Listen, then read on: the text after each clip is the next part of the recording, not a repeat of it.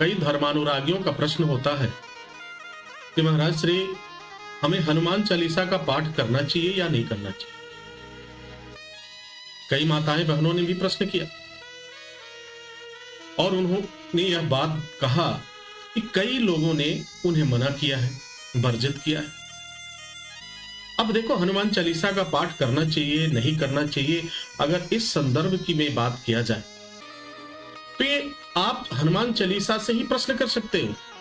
हनुमान चालीसा में कहीं ऐसा नहीं लिखा हुआ है कि किसे पढ़ना चाहिए और किसे नहीं पढ़ना चाहिए।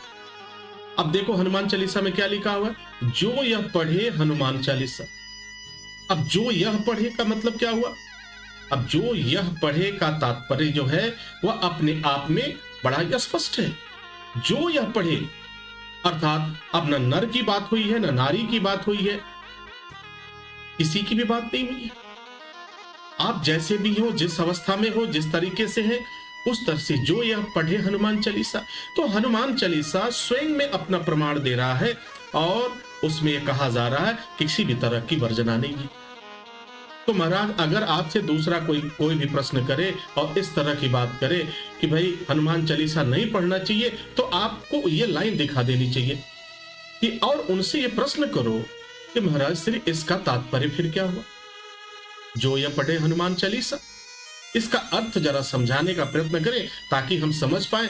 माना कि आपके द्वारा हो सकता है आपके कथनानुसार महिलाओं को हनुमान चालीसा पढ़ना वर्जित है, कन्याओं को हनुमान चालीसा वर्जित है, परंतु हनुमान चालीसा स्वयं अब इसका प्रमाण दे रहा है कि जो यह पढ़े हनुमान चालीसा, इसका तात्पर्य क्या हुआ।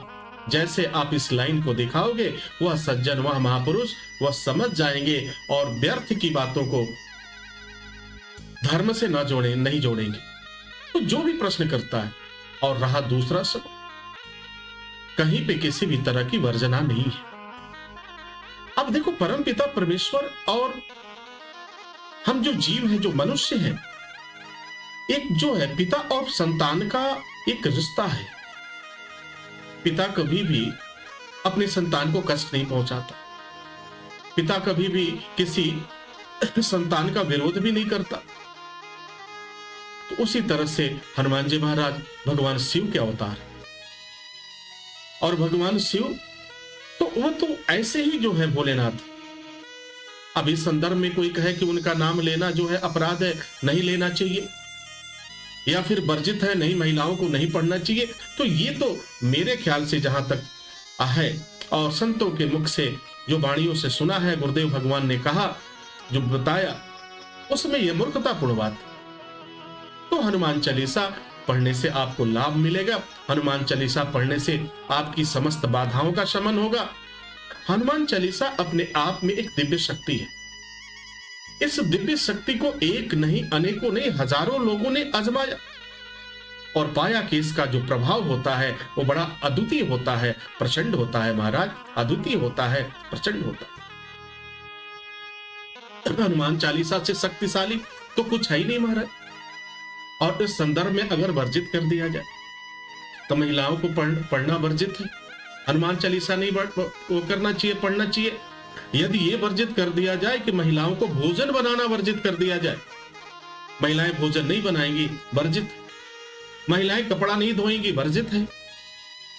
तो ये वर्जित, इस तरह की बात तो कोई नहीं कहेगा, क्योंकि इसमें जो है कहीं ना कहीं अपने आप में आत्म सुखाय और स्वार्थ सिद्ध की झलक आती है। तो हम धर्म को किसी भी तरह से तोड़ मरोड़ को प्रस्तुत नहीं कर सकते हैं। हमारा जो धर्म है, हमारा जो सनातन मार्ग है, वह एक समानता का मार्ग है, जो कोई विभेद नहीं करता, जो किसी से भेद नहीं करता।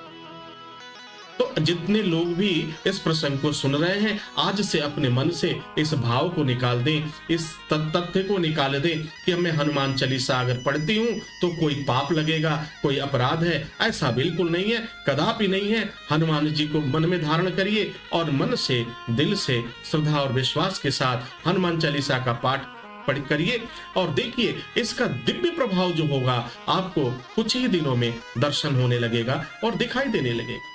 तो आपको बिल्कुल चिंता करने की आवश्यकता नहीं है। और जो जैसा कि मैंने पहले कहा कि जो भी ये कहे कि इस तरह की बात है, तो आप उनसे एक ही प्रश्न करना, तो महाराज ऐसा क्यों लिखा हुआ है कि जो ये पढ़े हनुमान चालीसा, इस तरह की बात क्यों कही गई?